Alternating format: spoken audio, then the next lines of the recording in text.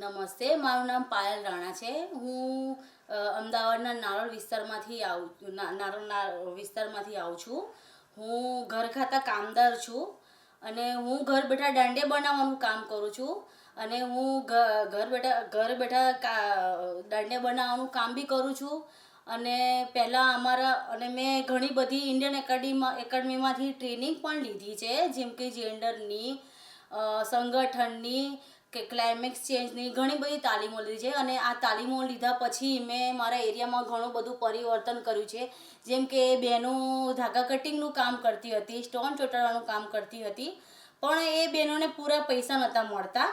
અને એ બહેનોને જ્યારે વધારે કામ આપવામાં આવે અને વળતર ઓછું મળતું હતું, એટલે એ બહેનો સંતુષ્ટ નહોતી અને વેપારી એમને પૂરું વળતર નહોતા આપતા. તો અમે ઘરે ઘરે સંગઠન કર્યું, મીટિંગો કરી, અને મેં જે મીટિંગો કરી હતી એ બહેનોને પણ સમજાવી અને અહીંયા લાવી મીટિંગો કરી અને એમને સમજાવ્યું કે આપણે ઘરે બેઠા જે કામ કરીએ છીએ અને એ કેવી રીતે આપણે શું કરવું એ બધું અહીંયા સમજાયું. પછી અને અમે એરિયામાં પણ મીટિંગ કરી અને જે વેપારી હતા બરાબર, એ કામ નહોતા બરાબર આપતા, તો અમે બીજા વેપારી, જેમ કે એ દાંડિયા બનાવતા હતા અને ઘરે બેઠા કામ પણ આપી જતા હતા, લઈ પણ જતા હતા.